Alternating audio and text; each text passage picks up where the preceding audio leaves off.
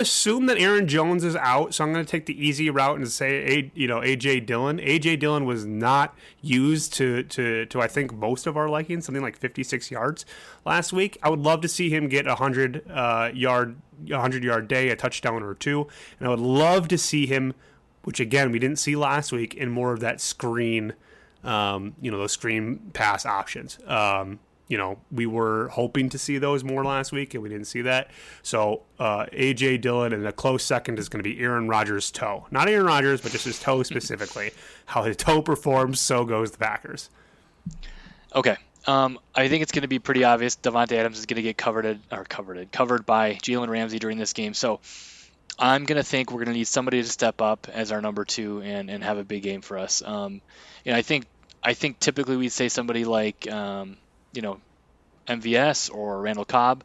I'm going to go with Josiah DeGuara. He only had 2 receptions last week, but he had nearly 40 yards, and he had that touchdown on that scramble play. So I think if Matt LaFleur, who loves DeGuara for some reason, can get him a little bit more involved, we may see 4, 5, 6 targets and a touchdown. So I'm excited to see if we can dial up some creativity for him as well. So I'm going to pick him for the offense. Now, what about your guy before on you defense? before you move on from him, I think that's a really great pick. And even if he doesn't have as many yards and receptions as you said, if you go back and look at Big Bob Tunyon's highlight reel this year, it's not all touchdowns like he had last year. It's a lot of blocks helping out the weaker offensive line, which again, we're down not only Bakhtiari because he was already ruled out for this Sunday. Apparently he got another surgery cleaning out his knee or something like that. I just saw that come across my Twitter page as we were recording this.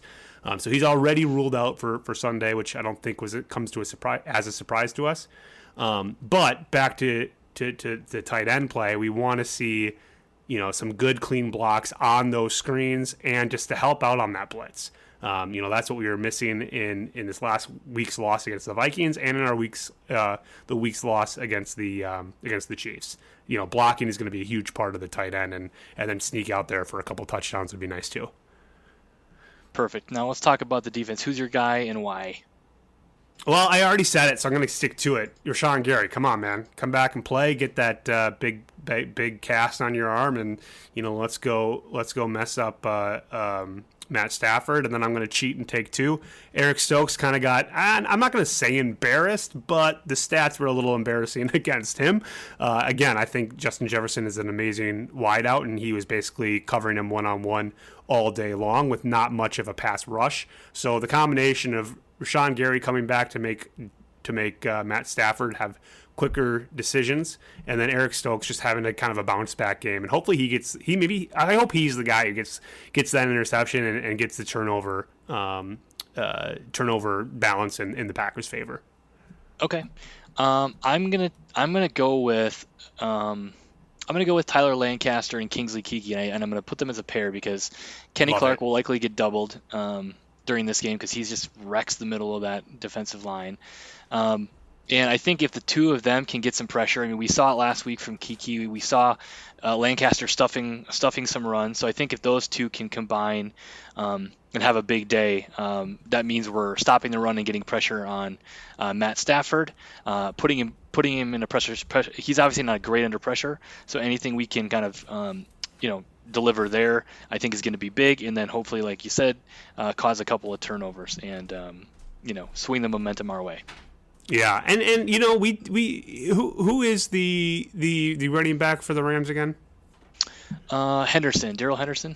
Okay, because again, I'm trying to find the stats for Dalvin last week, but Dalvin's a top 2-3 running back in the league, and frankly, he did not beat us. I asked Cousins to beat us and not Dalvin Cook, and unfortunately they delivered. If we can see, that's a great choice with the linebackers. To your point, they have been shut down all year, and that has been the biggest surprise to me so far through these first 10, 11 weeks is just how great those two guys specifically have been playing in the middle of the field. Yep, I agree. All right, let's go on to our predictions for the day. Can you quickly cover, the cover and the spread, and tell us a little bit about that, and then we'll make our predictions for the game. Yeah, so this is a great game. Like hopefully it's going to be. I mean, at least it's going to be a very entertaining game, I think, to say the least. I would love a blowout. I'm not going to predict that right now because we have yet to be able to do that. Maybe this week is the week.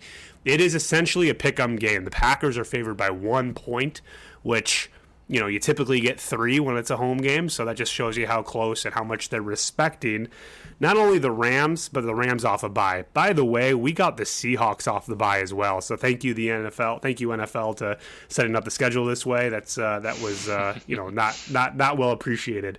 But yeah, this is a big game, a 1-point spread. I think it's going to come. I think it's going to be a very similar game to this last week, just not quite as high scoring. I think Lambeau being outside, might slow these guys down a little bit. I am worried about, you already said what's the key offensively, and I already missed the chance to say this, so I'm going to say it now. Our offensive line, I'm worried, right? All the more reason for those quick plays, quick passes, and not the long developing routes, because I think we're going to be, with Von Miller going, the rest of the defensive front that the Rams have, I think this is going to be a tougher ball game to score points on. So, that being said, I do think the Packers are going to be motivated to bounce back. I do think we win this game. I'm going to put it at 24-27 Packers. Go, Pack, go. Go, Pack, go. Okay. What do you got? To your point, I think the Packers can put up some points on this defense as long as Aaron Rodgers can get the ball out of his hands and we can establish the run early. This is also a team that can put up some points. So, talking about the Rams, and the way our defense played last week, it could be a long day for those guys. So, I like your score. I'm gonna go with Packers 30, Rams 28. I love it. Those are, to your point, they're similar productions, but we're, to all those people taking notes during our podcast, it's kind of coming from somewhere, right? Like we gave up 34 points, and like we said, we need to get 1 turnover, right? 1 turnover takes away that touchdown, takes away that field goal. So essentially we're asking for a similar game, predicting a similar game, but you and I are thinking hopefully we get 1 or 2 takeaways to flip the script on the final score. So yep. I love it. Anything else to add? Do you want to talk more details about anyone's toes on the Packers? No, I don't know if you've ever had turf toe. I'm pretty sure I have it in both my toes. Like every time I do like some sort of a lunge, or if I walk for a long time and I'm curling my heel up or whatever, it's just really, really sore, that tendon in my big toe. But I think I would probably take that over having like a blistery raw toe. It doesn't sound pleasant at all. But no, I'm good on the toe talk for now. Maybe we can reconvene in our next episode. But everybody, thanks for listening. Don't forget to like and subscribe. Listen to us on your favorite podcast application. And Chuck, as always, go Pack, go. Go Pack, go.